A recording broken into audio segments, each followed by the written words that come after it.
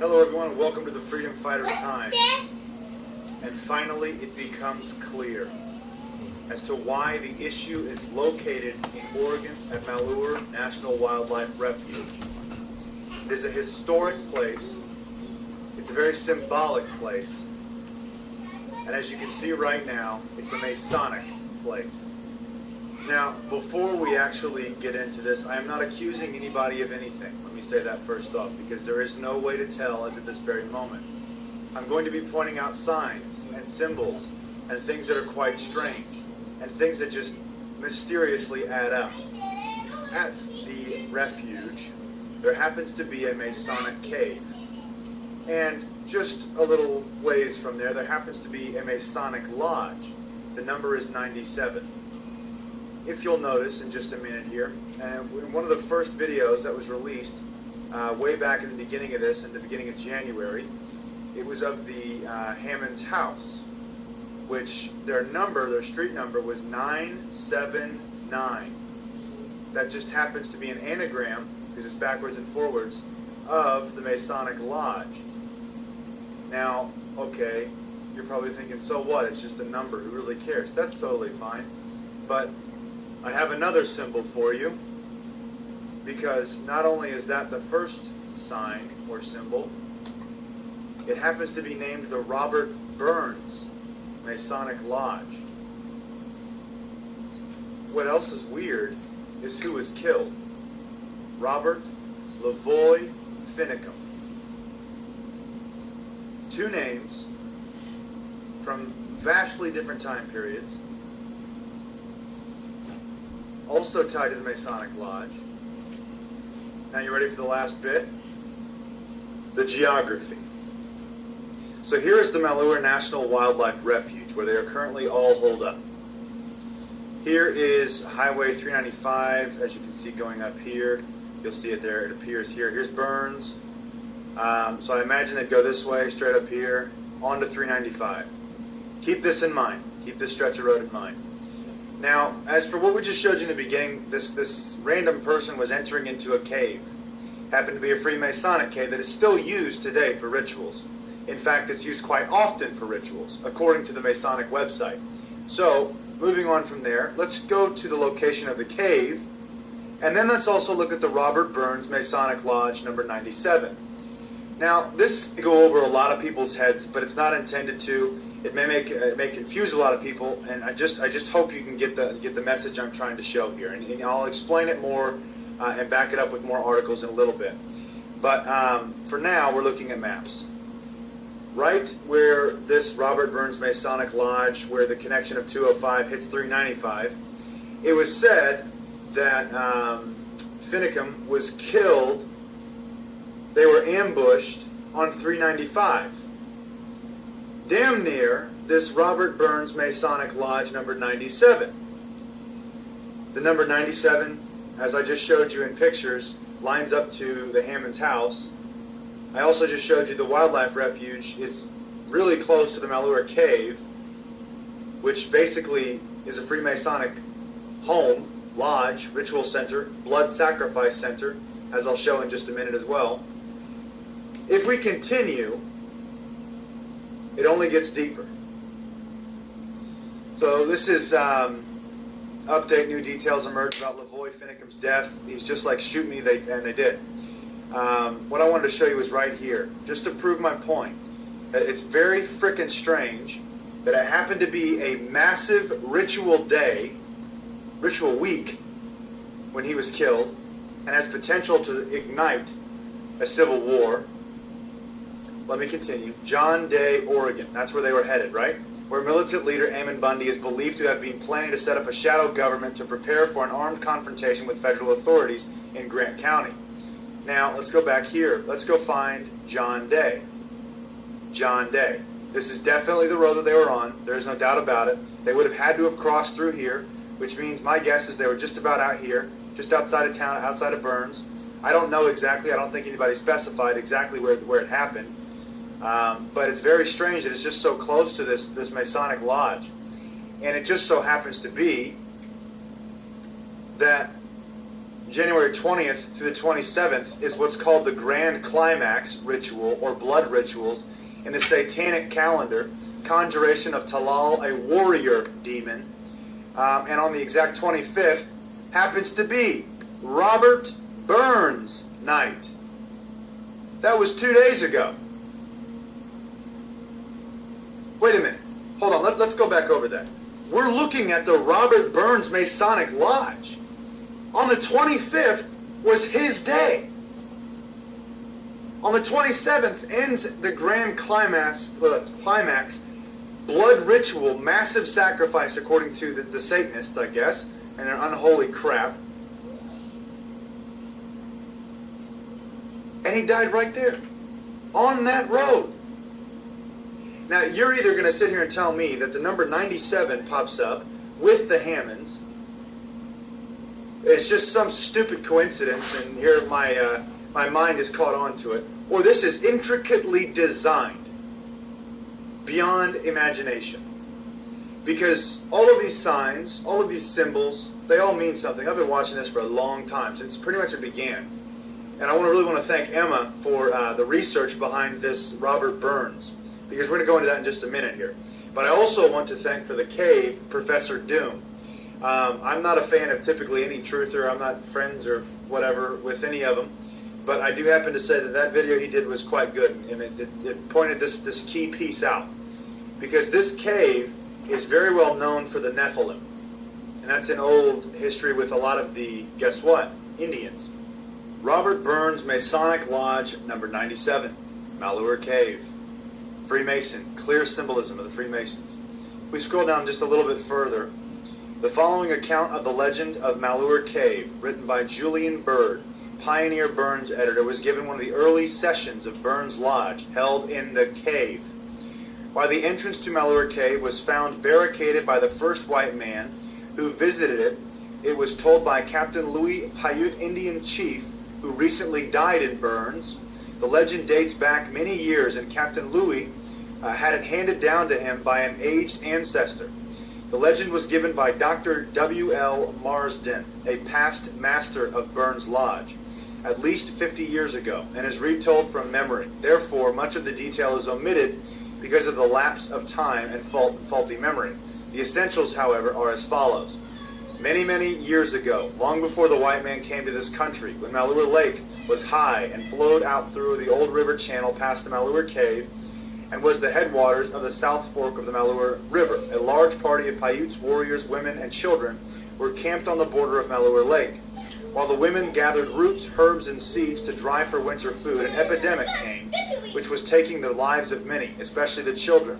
The Paiute medicine men were unable to cope with it. There was much misery, women weeping, children dying, and mothers grumbling against the priests and beginning to doubt for their potency. It happened that a group of Bannocks from Idaho or other points east were visiting at the camp with the Paiutes. The medicine men, who were becoming discredited and feared they would lose the respect and confidence of the Paiutes in their extremity to save their faces and reputation, accused the visiting Bannocks of having cast a spell over the sick persons, and so eloquently pleaded their cause that the Paiute warriors attacked the Bannocks and all but exterminated the entire party. However, one or more, at least a small remnant of the Bannock party, escaped death and returned to Idaho. Upon being told of the cruel massacre of their tribesmen and the reason for it, the Bannock warriors assembled a large party and started for Malheur Lake with the intention of avenging the death of their fellows. When the invading party was yet several days off and in a camp, a coyote slipped into camp and overheard the boasts of the Bannocks and their intention to kill the entire band of Paiutes. The coyote, being a friend of the Paiutes, ran ahead of the invaders and warned the Paiutes, telling them of the overwhelming numbers and advised the Paiutes to take refuge in some safe place, as they could not hope to withstand the invaders. Oh, really? That's kind of ironic. The coyote told the Paiutes of Malheur Cave, with its living water, where even though they were less in numbers, they could hold out against the greater odds. The Paiutes heeded the advice of the coyote, gathered up their supply of food and camp equipment, and hurried to the cave. The entrance was barricaded with rocks, and although the warring Bannocks discovered the Paiutes, they were able to keep them off. At first, Bannocks believed that they could starve the Paiutes. Holy crap! Wasn't that the first thing that they said they were going to do? Out, not knowing of the water and food supplies, and remained around the mouth of the cave for days, sending hundreds of Obsidian pointed arrows into the entrance and around the mouth of the cave. After many days, the invading party withdrew, and the coyote followed them on their journey for a few days, finally returning to his Paiute friends with the assurance that their enemy was well out of the country, and it was safe for them to come out. The Paiutes removed only enough of the rocks to provide an exit, and that is how the entrance was found barricaded by the first white men, and the reason for the presence of hundreds of arrowheads at its mouth and for some distance back into the cave. That is also why the Paiutes, in the long ago, revered the coyote and would not kill him. He was considered the wisest, slyest, and most cunning of all animals. In the days before the coming of the white men, Paiute Indians believed in transmigration of souls to the coyote and later to heaven, where all were restored to youth and lived forever amidst plentiful wild game, flowers, trees, lakes, and streams. As you can see, this entire land right there has been planned. I mean, let's get some of that clear here. The very first attempt by the Federal Bureau of Investigation to get the militiamen to leave was to starve them out, was to freeze them out, was to make them leave. Remember? See, the storyline is just a little too coincidental, again, and again, and again. And of course, if we scroll down again, let me go back to it. The Bannocks, they believed they could starve the Paiutes out, not knowing the water and food supplies, and remained around the mouth of the cave for days, sending hundreds of Obsidian pointed arrows into the entrance and around the mouth of the cave. After many days, the invading party withdrew. What just took place? It was a complete and total psyop by the feds. They all backed off. The cops, the feds, everybody backed off. Even some of the militiamen thought it was safe enough that they could go home, see their families, and come back. And that is when they struck. You tell me how that's a coincidence, because it's not. It's a storyline, and it's just been replayed, except with the twist. So here is the greetings and welcome page of the Masonic Lodge number 97. Robert Burns Lodge is a Masonic lodge with over 118 years of history, chartered in June 12, 1890, when Burns, Oregon was still the wild outback of cattle ranches and timber. Our first worshipful master was C.A. Sweek. Our current master is Scott Shaw. The original lodge met in the Odd Fellows Hall in March of 1894. The lodge moved to a regular meeting hall rented from P.F. Stenger. In 1910, a new lodge hall was constructed at 406 North Broadway. In 1977, just look at the 9s and 7s. A new lodge hall was constructed on the hill at 1210 West Taylor Street, just west of the cemetery. On October 1st, 1997, the lodge name was changed to Robert Burns to reflect the heritage of our name and pay full tribute to Robert Burns, 1759 to 1796, a Scottish poet for which the city of Burns and the lodge were named. Today, Robert Burns Lodge has a membership of close to 100 members. It meets on the first and third Mondays of each month at 7 p.m. Hey, wait a minute. He died the day after the Freemasons or the Masons met. Does anybody not find that odd? I do. Anyways, let's go back to here real quick because something else is coming down the turnpike here. On the 27th, which happens to be today, this grand climax blood ritual ends, which also brings about a warrior demon, supposedly. Now, what worries me with the rest of this situation is there's militia still on the ground, supposed militia. I don't know what militias are there, to be honest with you, even though, the 3% or whoever's there. The reason why I say supposed is because you don't know if they actually are militia or not, if they're just people standing their ground. That could be what it is, but we got to get to the bottom of it. From the very beginning, I always was saying something stinks with this. Something really, really, really stinks. I think we may have just found it. The whole timing of his death, how nobody else got shot, is very, very weird. According to Victoria Sharp, she said roughly 120 bullets were fired at the car. Nobody got shot besides Robert Lavoy Finicum, except for the other Bundy. He got hit with shrapnel in his arm. It just doesn't fit. It just doesn't make any sense. We know that they were unarmed, except for sidearms possibly, and we know that they crashed because he was trying to drive through and ended up he was trying to drive through their pullover or stop point or whatever you want to call it to get away from them shooting at the car. This whole thing really stinks. It really, really stinks. There's another date on here that rings a bit of a bell, and it happens to be the end of this month, which is the 30th, and it's Hitler was named Chancellor of Germany. Why does that really kind of ring bells? Because just recently, to tie it all in together, Senator Mitch McConnell enacted, or is going to enact, a bill on the Senate floor, which would give the president or the future president unlimited international martial law powers. Senators were saying this openly. What the hell is the chance that something horrific could break out just in time for them to, we got to pass this. He's got to be able to use the army and so on and so forth on American citizens. Because there is no geographic restriction and there is no duration restriction. In other words, giving him Hitler's powers. Now, here's the last little piece of this interesting time period with Hitler and how it's just really close to Robert Burns and this whole situation. It is well believed that there are plenty of tunnels underneath the earth. It just so happens to be that right at the cave happens to be entrances to this inner earth tunnel. What's very strange is, you can call me crazy or conspiracy theorist, whatever you want. Hitler believed in these inner earth theories. In fact, it's believed that he even followed them. These official Nazi maps and documents confirm the existence of Agartha, an entire world inside our planet. One of the most interesting questions many people have asked for centuries is whether there is a possibility that our Earth is hollow.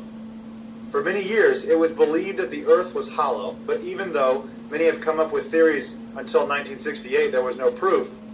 That year, pictures taken by a satellite orbiting Earth clearly showed a gaping hole located at the North Pole, enough evidence to support the hollow Earth theory according to many. We have read about the legendary stories about the Nazis who explored the southern regions of our planet and even creating secret bases, and I can never pronounce this, New Schwabenland, I don't know. Anyways, moving on from there. What is the coincidence that all of this is going on the same exact time period? What is the coincidence of Robert Burns' Masonic Lodge being like within 10 miles to 20 miles of where Robert Lavoy Finicum was killed? All of it ties into something. One massive false flag to spark civil war and bloodshed. Because in the doing so of that, guess what? Hitler, Part 2, gets to rise to power and would potentially be named the Chancellor of America.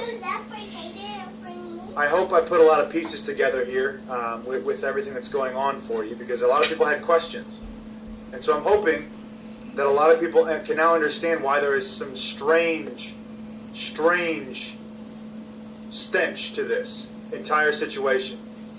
Hopefully this makes sense of it. This is the Robert Burns, whatever you want to call it, because he was a Scottish poet. So I hope this makes sense to a lot of people. It's very strange that even the Indian story sort of lines up with directly what they are saying. Explain it. I bet you can. I want to thank you guys for watching and listening. God bless and carry on.